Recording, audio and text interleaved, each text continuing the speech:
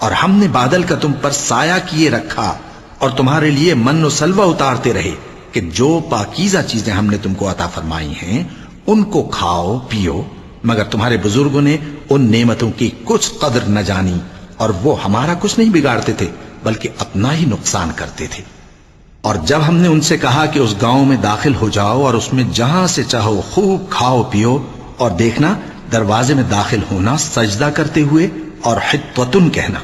ہم تمہارے گناہ معاف کر دیں گے اور نیکی کرنے والوں کو اور زیادہ دیں گے،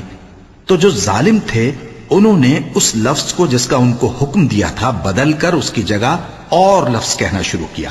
پس ہم نے ان ظالموں پر آسمان سے عذاب نازل کیا کیونکہ نافرمانیاں کیے جاتے تھے۔ اور جب موسیٰ نے اپنی قوم کے لیے ہم سے پانی مانگا تو ہم نے کہا کہ اپنی لاٹھی پتھر پر مارو، انہوں نے لاٹھی ماری تو اس میں سے 12 چشمے پھوٹ نکلے اور تمام لوگوں نے اپنا اپنا گھاٹ معلوم کر کے پانی پی لیا۔ ہم نے حکم دیا کہ اللہ کی عطا فرمائی ہوئی روزی کھاؤ اور پیو اور زمین میں فساد نہ کرتے پھرنا۔ اور جب تم نے کہا کہ موسیٰ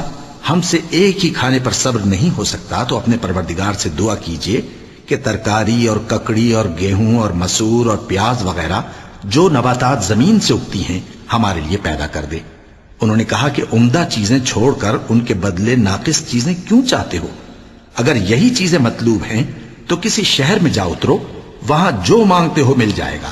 اور آخر کار ذلت و رسوائی اور محتاجی و بے نوائی ان سے چمٹا دی گئی اور وہ اللہ کے غضب میں گرفتار ہو گئے،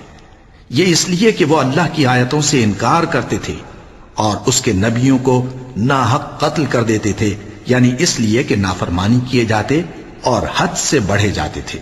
جو لوگ مسلمان ہیں یا یہودی یا عیسائی یا ستارہ پرست، یعنی کوئی شخص کسی قوم و مذہب کا ہو،